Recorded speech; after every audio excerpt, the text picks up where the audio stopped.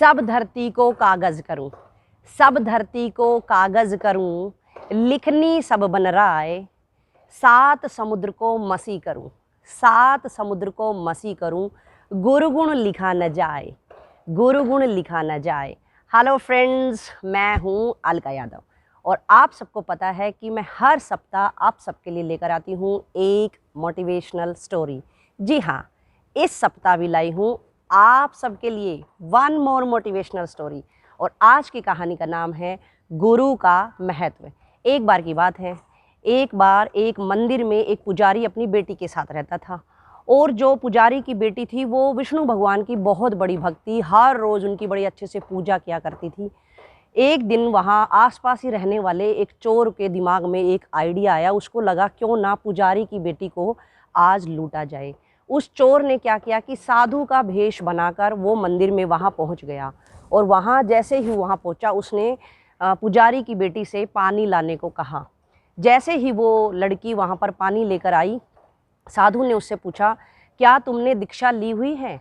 लड़की ने दीक्षा लेने से मना कर दिया। फिर साधु ने कहा कि जो महिला या जो स्त्री दीक्षा लिए हुए नहीं होती है, मैं उसके हाथ से पानी नहीं पीता हूँ, तो मुझे क्षमा करें, मैं तुम्हारे हाथ से पानी नहीं पी पाऊँगा और मैं यहाँ से चला जाता हूँ, कहीं और जाकर ही अपनी प्यास बुझाऊँगा। पुजारी की बेटी को लगा कि किसी को पानी दिए बिना ही घर से भेजना बहुत ही ज़्यादा बुरी बात है। उसको लगा कि मुझे तो इनको पानी ज़रूर पिलाना चाहिए। पुजारी की बेटी ने साधु से कहा कि आप मुझे दीक्षा दे दें, इसके बाद मैं आपको पानी दूंगी, आप उसको पी लेना। साधु ने कहा, दीक्षा ऐसे नहीं दी जाती है, दीक्षा लेने के लिए जंगल में जाना पड़ता है, तुम्हें मेरे साथ जंगल में जाना पड़ेगा। पुजारी की बेटी ने कहा कि ठीक है, मैं दीक्षा लेने के लिए जंगल में जाने के लिए तैयार हूँ। इसके बाद साधु ने कहा, तुम्हारे पास जो भी कीमती वस्तुएं हैं, सोना चांदी जो कुछ भी है, थोड़े अच्छे कपड़े हैं, उनको सबको एक साथ बांध लो और उसको लेकर मेरे साथ चलो। पुजारी की बेटी ने बिल्कुल उसके कहे अनुसार ही किया और वो उसके पीछे पीछे चल पड़ी। जंगल में काफ़ी बीच में पहुंचकर साधु ने कहा कि तुम यहाँ एक पेड़ के पास खड़ी हो जाओ। उसके बाद साधु ने उस लड़की को पेड़ के पास बांध दिया और उसके सारे गहने कीमती जो भी चीज़ें थी वो सब उससे ले ली और उसको कहा, ये गुरु का बंधन है और तुम बिना गुरु के कहने पर इसको खोलोगी नहीं। मतलब जब तक गुरु या मैं जब तक यहाँ पर नहीं आऊँगा तुम इसको खोलोगी नहीं। मैं 7 दिन के बाद यहाँ आऊँगा, तब तक तुम यहीं बंधी रहना, उसके बाद ही तुम्हारी दीक्षा पूर्ण होगी। लड़की ने अपनी गुरु की बात बहुत अच्छे से मान ली और वो वहाँ पर बंधी रही। इसके बाद रात हो गई, घर भी नहीं लौटी, तो इस कारण पुजारी को बड़ा डर लगने लगा। वो अपनी बेटी को ढूंढने के लिए वहाँ पर आया तो उसने क्या देखा है कि वो जंगल में एक पेड़ से बंधी हुई है।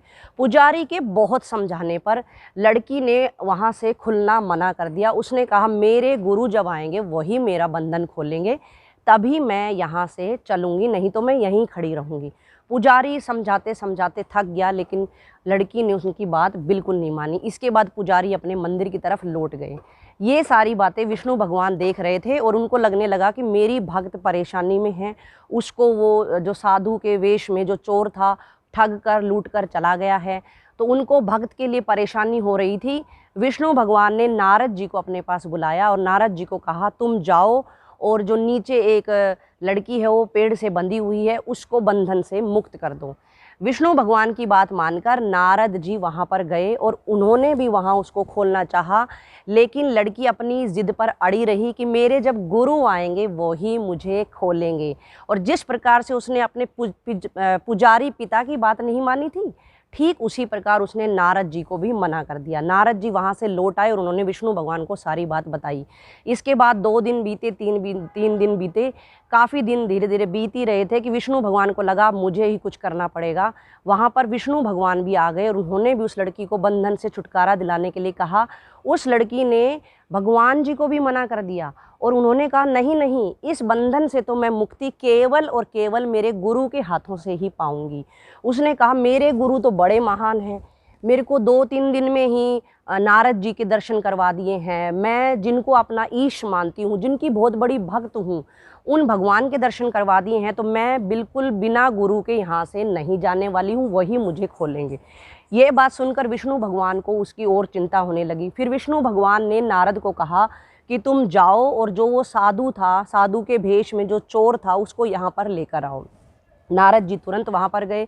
नारद जी जैसे ही वहाँ गए, उसने उस साधु को बोला कि तुम्हें वहाँ पर जंगल में भगवान ने बुलाया है। जो चोर था उसके मन में आया कि मैंने तो आज तक कोई अच्छा काम नहीं किया है, हमेशा चोरी ही की है, मुझे जंगल में भगवान क्यों बुला रहे हैं।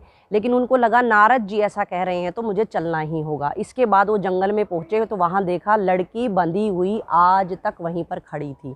इसके बाद विष्णु भगवान के कहने पर चोर ने लड़की को वहाँ से खोल दिया और वो बंधन मुक्त हो गई।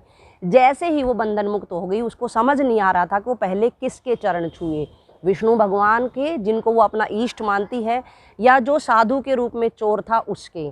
उसके बाद उसने सबसे पहले साधु के रूप में जो चोर था उसके चरण छुए और वहाँ पर उसने दोहा बोलना शुरू कर दिया, गुरु गोविंद दोऊ खड़े काके लागू पाए, बलिहारी गुरु आपने जिन गोविंद दियो मिलाए, जिन गोविंद दियो मिलाए। तो देखा दोस्तों और बच्चों, इस कहानी से हमें सिर्फ और सिर्फ यही शिक्षा मिलती है कि हमारे जीवन में गुरु का कितना बड़ा महत्व है। हम सबके जीवन में कोई ना कोई गुरु ज़रूर होना चाहिए। गुरु का अर्थ केवल यही नहीं होता है कि आपके कोई टीचर हो, अध्यापक हो। हमारे जीवन में गुरु कोई भी हो सकते हैं। वो आपके माता पिता हो सकते हैं, आपके भाई बहन हो सकते हैं, आपके अध्यापक हो सकते हैं, यहाँ तक कि आपके मित्र भी हो सकते हैं। तो आप सबको अपने जीवन में एक गुरु अवश्य रखना चाहिए, क्योंकि हम बिना गुरु आराम से चल तो सकते हैं, लेकिन जीवन में सफलता पाने के लिए हमें गुरु की आवश्यकता ज़रूर होगी। तो आप लोग किसी न किसी को गुरु ज़रूर मानें, उनकी प्रेरणा पर चलते रहें, खुश रहें, सुरक्षित रहें, मेरे साथ यूँ ही बने रहें। हर सप्ताह की तरह अगले सप्ताह फिर से मिलूँगी। तब तक के लिए नमस्कार।